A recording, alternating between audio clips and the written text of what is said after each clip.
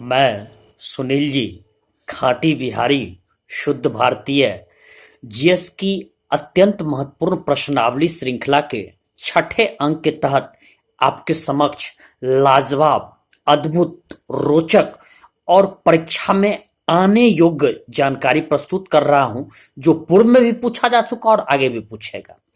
लेकिन इससे पहले मैं आपसे ये आग्रह करना चाहता हूं कि चाहे आप किसी भी प्रतियोगी परीक्षा की तैयारी में संलग्न हो, रेलवे के हो, चाहे आप एसएससी के हो, पीसीएस के हो, यूपीएससी के हो, अथवा आप किसी भी शहर से तैयारी कर रहे हो, दिल्ली से हो, मुंबई से हो, चेन्नई से हो, नागपुर से हो, नासिक से हो, पटना से हो, जमुई से हो, बांका से हो, भागलपुर से हो, सीतामढ़ी से हो, कहीं से भी आप तैयारी कर रहे हो, अथवा गांव के गरीब कस्बे से कर रहे हो तैयारी, और आप समाज के किसी भी वर्ग से आते हैं, धनाढ्य वर्ग से, मध्यम वर्ग से, अथवा गरीब वर्ग से, किसी भी वर्ग से आते हैं, इससे कोई मतलब नहीं है।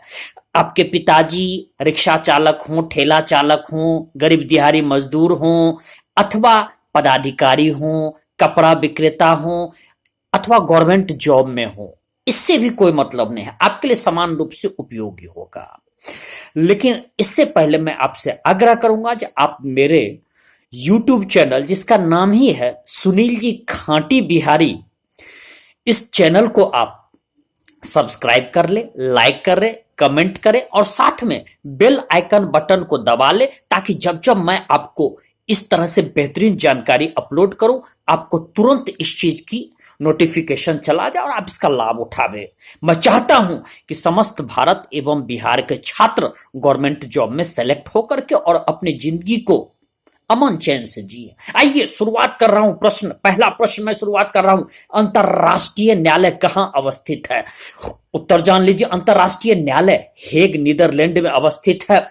और ये जान रखिए कि यहां पर कुल मिलाकर के इसमें अंतरराष्ट्रीय न्यायालय में 15 न्यायाधीश होते हैं और इनकी नियुक्ति 9 वर्ष के लिए की जाती है।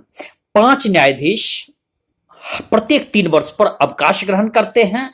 3 अप्रैल 1946 को अंतर्राष्ट्रीय न्यायालय की स्थापना हुई थी और अंतर्राष्ट्रीय न्यायालय की सरकारी भाषा फ्रेंच एवं अंग्रेजी है।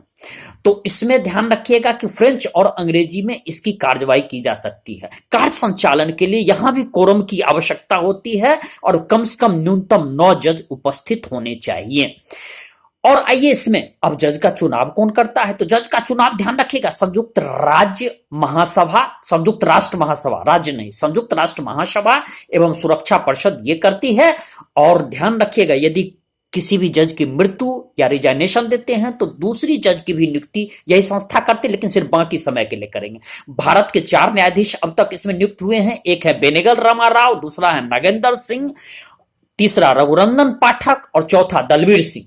ध्यान रखिएगा सबसे अधिक दिन तक नागेंद्र सिंह 1973 से लेकर के और 1985 तक इन्होंने यहां पर न्यायाधीश के रूप में अपना काम किया था। अगला महत्वपूर्ण प्रश्न, लल्लन टॉप प्रश्न, बेहतरीन प्रश्न, कई प्रतियोगी परीक्षा में पूछ चुका है, आगे भी पूछेगा। भारत का प्रथम एवं दूसरा परमाणु परीक्षण कब और कहां किया गया था? कब और कहां किया गया था? उत्तर जान लीजिए। इसका उत्तर टेप कर लीजिएगा क्योंकि आगे आएगा, ये आपसे पूछेगा।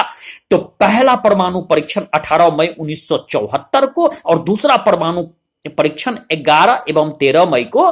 ध्यान रखिएगा चूंकि 5 अलग अलग विस्फोट जो दूसरी बार किया गया था, तो 3 एक दिन किया गया था और 2, इसीलिए उसमें मैंने आपको 2। लेकिन ध्यान रखिएगा आमतौर पर तिथि नहीं पूछता है, आमतौर पर वर्ष पूछता है। तो 1974 पहला परमाणु विस्फोट और दूसरा परमाणु विस्फोट 1998 में। स्थान भी बहुत पूछा जाता है, वो है पोखरण, राजस्थान के जैसलमेर जिला में यह अवस्थित है।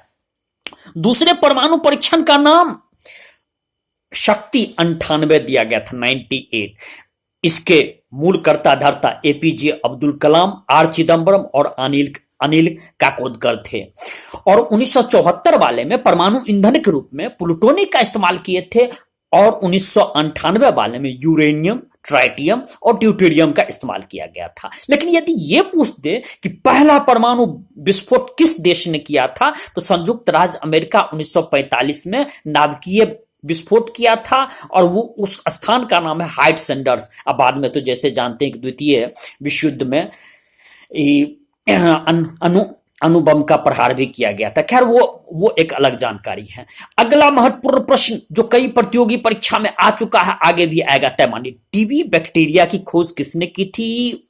रॉबर्ट कोच ने की थी। रॉबर्ट कोच महान वैज्ञानिक थे। इनको 1905 में नोबेल पुरस्कार भी मिला था। और एंथ्रेक्स बीमारी चक्र की इन्होंने खोज 1876 में किया था।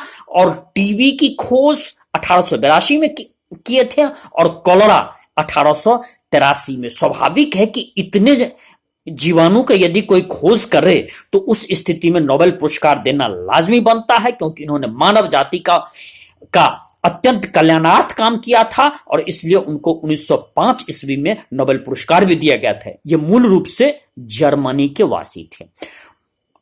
अगला प्रश्न, हालांकि ये रेलवे में प्राय पूछा करता है, मोसाद कहां की गुप्तचर संस्था थी? तो मोसाद गुप्तचर संस्था थी और है, अभी भी है, वर्तमान में अत्यंत महत्वपूर्ण गुप्तचर संस्था है। ये इजराइल की गुप्तचर संस्था है। ध्यान रखिएगा, आतंकवाद को निपटने में जितनी तेज तर्रार ये गुप्तचर संस्था है, शायद विश्व की कोई भी गुप्तचर संस्था इतनी तेज तर्रार संस्था नहीं है। और भारत को भी आतंकवाद से निपटने में इस संस्था का बहुमूल्य सुझाव और सहयोग प्राप्त होता है। अगला महत्वपूर्ण प्रश्न, लल्लन टॉप प्रश्न, वनस्पति जगत का सबसे ऊंचा पौधा किस प्रजाति का आता है? तो वो है सिंकोया सिम्परविरेंस। प्रजाति ने कही है, बल्कि मैं उसका नाम ही कर रहा हूं। सिंकोया सिम्परविरेंस को कॉस्ट रेडवुड ऑफ कैलिफोर्निया भी कहते हैं। इसकी औसत ऊंचाई 120 मीटर के लगभग होती है और यह ज्यादातर अमेरिका में पाया जाता है। एक रसायन से अत्यंत महत्वपूर्ण प्रश्न जो प्रायः आपको सामान्य अध्ययन में पूछा जाता है, आरडीएक्स का फुल फॉर्म बोले। आरडीएक्स का full form research and development explosive. रासायनिक नाम भी पूछा जाता है तो ये जान लीजिए, साइक्लोट्राइमिथाइलिन ट्राइनाइट्रोमाइन। साइक्लोट्राइमिथाइलिन ट्राइनाइट्रोमाइन। और इसको प्लास्टिक विस्फोटक भी कहते हैं, चूंकि आतंकवादी इसको प्लास्टिक में रैप करके रखते हैं ताकि ये जांच में पकड़ा न जाए। और इसको यूएसए अमेरिका में इसको साइक्लोनाइट नाम से जाना जाता है, जर्मनी में हेक्सोजेन नाम से जाना जाता है और इटली में T4 नाम से जाना जाता है। ध्यान रखिएगा, ये आतंकवादी में इसलिए प्रचलित बम के रूप में इस्तेमाल इसको करते हैं क्योंकि इसमें बड़ी तेजी से उष्मा और आग और विस्फोट की ध्वनि पैदा लेती है, जिससे बहुत बड़े क्षेत्र का विनाश होता है और नुकसान पहुंचाया जाता है। इसलिए आतंकवादी में आरडीएक्स क्वालिटी बम बहुत ही प्रचलित है। अगला महत्वपूर्ण प्रश्न, प्रतिध्वनि सुनने के लिए परावर्तक सतह की दूरी कितनी होनी चाहिए? प्रतिध्वनि को अंग्रेजी में कहते हैं इको। जैसे आपने यदि कोई शब्द बोला और कुछ देर के बाद उसका दोहराव यदि आपको सुनने को मिले तो उसको हम लोग प्रतिध्वनि कहते हैं। इसके लिए 16.6 मीटर का कम से कम दूरी होना चाहिए परावर्तक सतह का। और जैसा कि हम जानते हैं कि कान पर ध्वनि का प्रभाव 1/10 सेकंड के अंश तक रहता है और ध्वनि की वायु में गति 332 मीटर प्रति सेकंड है। यदि हम उसको 1/10 से भाग दे दे तो हमको 33.2 होगा और आने और जाने के दौरान उसको हम फिर आधा कर दे तो 16.6 मीटर। यह गणित का सीधा इसमें सिद्धांत लगा है, इसलिए 16.6 मीटर। यदि 17 मीटर भी आपके ऑप्शन में दिया रहेगा तो आप उसमें टिक लगा, वो बिल्कुल सही होगा। परम शून्य ताप किसे कहते हैं? यह भी प्रश्न जान लीजिए, अत्यंत महत्वपूर्ण प्रश्न है। परम शून्य ताप, देखिए ताप का अधिकतम कोई लिमिट नहीं है, लेकिन न्यूनतम लिमिट उसकी यही है कि किसी भी वस्तु की ताप यदि संभव है तो वो -273.16 डिग्री सेंटीग्रेड, इससे कम नहीं हो सकता है। और इसी को हम लोग परम शून्य ताप कहते हैं। इससे कम संभव ही नहीं है, तो इसलिए इसको हम लोग परम शून्य ताप कहते हैं। एक और जानकारी हम लोग राजनीति विज्ञान से ले कई बार पूछ चुका है, आगे भी पूछेगा, तय मानिए आगे भी गवर्नमेंट जॉब के परीक्षा में पूछा जाएगा, हर हाल में आवेगा।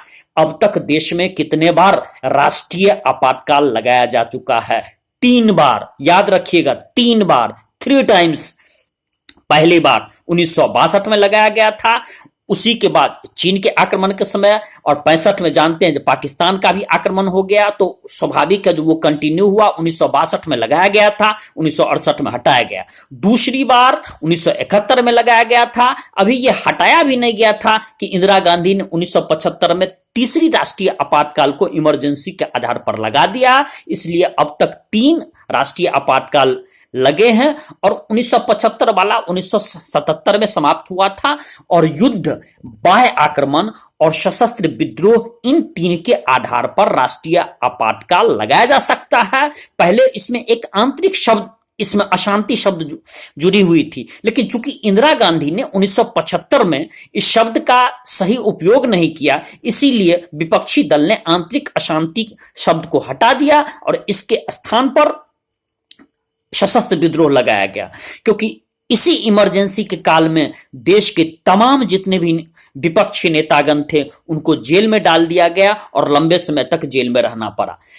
राष्ट्रीय आपातकाल से संबंधित अनुच्छेद 352 352 है और संसद में 2/3 बहुमत से अनुमोदित कर दिया जाता है। तो उस स्थिति में ध्यान रखिएगा कि एक बार अनुमोदन के बाद 6 माह तक लगाया जा सकता है, जब तक देश को आवश्यकता है। इसी तरह से 2/3 बहुमत से अनुमोदित करके 6 माह के लिए लगाया जा सकता है। और राष्ट्रीय आपातकाल लगाने का कार्य करते हैं राष्ट्रपति। राष्ट्रपति ही इसकी घोषणा करते हैं। लेकिन मान लीजिए लोकसभा विघटित हो, नहीं चल रहा हो, तो उस स्थिति में, या लोकसभा विघटित हो तो जैसे ही लोकसभा गठित होता है तो प्रथम बैठक के 30 दिन के अंदर अनुमोदित हो जाना आवश्यक है, अन्यथा यह प्रवर्तित नहीं रह जाएगा।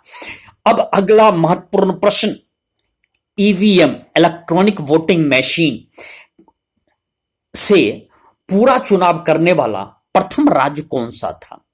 हालांकि ये रेलवे का पूछा हुआ प्रश्न है, एक बार एसएससी में भी पूछा था। और ध्यान रखिएगा ये पूर्ण फैक्चुअल ऑब्जेक्टिव क्वेश्चंस का प्रश्न होगा, तो इसका उत्तर जान लीजिए। गोवा सबसे पहले 1999 ईस्वी में, चूंकि गोवा एक छोटा स्टेट था तो उसमें प्रयोग करके देखा गया और इलेक्ट्रॉनिक वोटिंग मशीन अत्यंत सफल रहा। इसके बाद 2004 के आम चुनाव में, लोकसभा के चुनाव में इसको प्रयोग किया गया पूरे भारत में, और 2009 ईस्वी में आम चुनाव में लोकसभा और विधानसभा में दोनों में प्रयोग किया गया। एक और भी लाजवाब प्रश्न, सच पूछिए तो जीएस का अमिताभ बच्चन है, जीएस के महानायक हैं, अनगिनत बार पूछ चुका है, आगे भी पूछेगा। तय मानिए, मैं दावा करता हूं जो आगे भी आपको आएगा। राजा चलैया समिति किस क्षेत्र से जुड़ी हुई है? राजा चलैया समिति कर सुधार से जुड़ी हुई है। फादर ऑफ टैक्स रिफॉर्म भी राजा चलैया को कहा जाता है। 1991 से 1993 तक ये कर सुधार समिति गठित की गई थी और इसके चेयरमैन राजा चलैया थे। राजा चलैया महान अर्थशास्त्री भारत के रह चुके हैं। 1985 से 90 तक योजना आयोग के सदस्य भी रहे थे। 1987 से 89 तक वित्त आयोग के सदस्य भी रहे थे। और स्वाभाविक है कि इन्होंने मद्रास स्कूल ऑफ इकोनॉमिक्स की स्थापना भी किए थे। इनको पद्म विभूषण से भी नवाजा गया था। एक और कॉन्सेप्चुअल प्रश्न, अवधारणात्मक प्रश्न, लाफर वक्र क्या है? यह आपको एसएससी में प्राय इसकी पूछने की संभावना रहती या पीसीएस में। ध्यान रखिएगा, इस अवधारणा को दिमाग में बिल्कुल फिट बिठा लीजिएगा। यदि करारोपण की दर कम कर दिया जाए तो सरकार की आय प्राप्त होने वाली राजस्व में वृद्धि होगी। यदि हम कर का थोड़ा सा रेट कम कर दें, लेकिन ध्यान रखिएगा ये एक सीमा तक ही सही है। यदि बहुत कम कर देंगे कर का दर तो राजस्व में फिर धीरे धीरे कमी आने लगेगी। ये लाफर वक्र है। आर्थर लाफर अमेरिका के अर्थशास्त्री थे।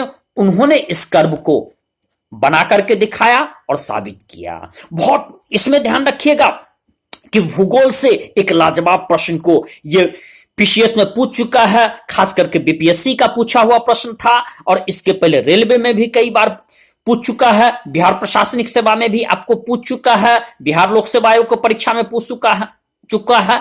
आइए, सड़कों की कुल लंबाई का कुल कितना प्रतिशत राष्ट्रीय राजमार्ग का है? तो सड़कों की कुल लंबाई का लगभग 2%, एग्जैक्ट कहिएगा तो 1.9%, लेकिन राष्ट्रीय राजमार्ग का बढ़ रहा है। प्रतिशत 2% हम लोग मान करके चले तो ये आप राष्ट्रीय राजमार्ग का लंबाई के हिसाब से है।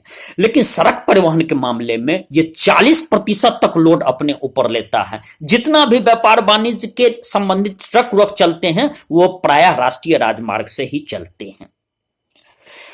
एक और महत्वपूर्ण प्रश्न सच पूछिए तो ये जनरल स्टडीज सामान्य अध्ययन के कैटरीना कैफ हैं, आलिया भट्ट हैं, हेमा मालिनी भी इनको कह सकते हैं। गर्म और ठंडी जलधारा जहां मिलती है वहां कौन सी घास पाई जाती है? गर्म और ठंडी जलधारा जहां मिलती है वहां प्लैंकटन नाम की घास पाई जाती है। यह मत्स्य उद्योग के लिए बहुत महत्वपूर्ण है। मछली इस घास को बड़ा चाव से भक्षण करती है और यहां इनके पालन पोषण के लिए ये बहुत ही अच्छा घास माना जाता है। और जहां पर गर्म और ठंडी जलधारा समुद्र में मिलती है प्लैंकटन घास पनप जाता है और वहां पर मत्स्य की ढेर इकट्ठा हो जाती है। इतिहास से अगला प्रश्न, गुरुमुखी लिपि के जनक कौन थे? गुरुमुखी लिपि के जनक गुरु अंगद थे। ये गुरु नानक के शिष्य थे। 1539 से लेकर के 1552 के बीच के अवधि में ये गुरु पद पर रहे भी थे। और गुरुमुखी लिपि के जनक गुरु अंगद ही माने जाते हैं। स्वतंत्रता का वृक्ष किसने लगाया? स्वतंत्रता का वृक्ष टीपू सुल्तान ने लगाया, श्रीरंगपट्टनम में लगाया था। जैसा कि हम जानते हैं कि टीपू सुल्तान को अंग्रेज से पूर्ण दुश्मनी थी। अंग्रेज और टीपू सुल्तान एक दूसरे को देखना नहीं चाहते थे। टीपू सुल्तान और अंग्रेज के दुश्मन फ्रांसीसी थे, इसलिए टीपू सुल्तान को फ्रांसीसियों से थोड़ी प्रगाढ़ता भी थी। और टीपू सुल्तान ने कहा कि मैं अंग्रेज के वर्चस्व को नहीं मानता हूं, मैं प्लांट ऑफ फ्रीडम लगाऊंगा। और प्लांट ऑफ फ्रीडम श्रीरंगपट्टनम में उन्होंने लगा करके और अंग्रेज को संकेत दिया कि मैं तुम्हारी इस उपनिवेशवाद नीति को और शोषण परक नीति से बिल्कुल नहीं, इससे मैं इत्तेफाक रखता हूं और मैं तुम्हारा विरोध करता हूं। परिणाम हुआ कि टीपू सुल्तान और अंग्रेज के बीच स्वाभाविक है, जैसा कि हम लोग जानते हैं कि तृतीय आंग्ल मैसूर युद्ध और चतुर्थ आंग्ल मैसूर युद्ध हुआ भी। और चतुर्थ आंग्ल मैसूर युद्ध में, आंग्ल मीन्स अंग्रेज, और मैसूर युद्ध में टीपू सुल्तान की मृत्यु भी हुई थी। एक प्राचीन भारत का प्रश्न जान ले कि प्राचीन भारत का प्रश्न यह है कि कलिंग युद्ध का वर्णन अशोक के किस बृहत शिलालेख में इसका वर्णन है? तो अशोक के 13वें शिलालेख में कलिंग युद्ध का वर्णन है। कलिंग युद्ध अपने भयावहता के लिए जाना जाता है और कहा जाता है कि अशोक इस युद्ध के बाद उसका स्वाभाविक है कि शांति के प्रति अभिरुचि हो गई और वह बौद्ध धर्म के प्रति अपनी अभिरुचि को उसमें पूर्ण रूपेण खो गया, समा गया और उसने बौद्ध धर्म को अपना भी लिया। एक मध्यकालीन भारत से प्रश्न हम लोग देख ले कि प्रत्यक्ष रूप से बादशाह के नियंत्रण वाले भूमि को क्या कहते थे? तो प्रत्यक्ष रूप से बादशाह के नियंत्रण वाले भूमि को खालसा भूमि कहते थे। और यदि वेतन के लिए कोई भूमि दी जाती थी तो उसको जागीर भूमि कहते थे। और यदि कर मुक्त किसी को दी जाती थी भूमि तो उसको मदद ए मांस भूमि कही जाती थी। इस तरह से इस अंक में इतना ही। मैं सुनील जी आपसे विदा ले रहा हूं, लेकिन पुनः मैं आपसे यही आग्रह कर रहा हूं कि आप मेरे YouTube चैनल जिसका नाम है सुनील जी खाटी बिहारी, इस चैनल को सब्सक्राइब कर ले। मैं एक से एक लाजवाब 70,000 घंटे का क्लास में पढ़ाने का मुझे अनुभव है। 2000 से ऊपर एक से एक गरीब छात्र, एक से एक मध्यम वर्ग के छात्र को गवर्नमेंट जॉब तक पहुंचाने का मैंने अपने तैयारी से उनको पहुंचाया है। और जो भारत के अलग अलग शहरों में गवर्नमेंट जॉब में कार्यरत हैं, चाहे रेलवे हो, चाहे एसएससी हो, और चाहे मान लीजिए कि वो एयरफोर्स हो, आर्मी हो, नेवी हो, सीआरपीएफ हो, सीआईएसएफ हो, अथवा मान लीजिए कि कहीं पीसीएस में वो आपको कार्य कर रहे हों। और मैं चाहता हूं कि भारत का हर युवा, बिहार का हर युवा गवर्नमेंट जॉब में जाए जो प्रतियोगी परीक्षा में संलग्न है। धन्यवाद। इसी के साथ मैं विदा ले रहा हूं। जय बिहार, जय भारत।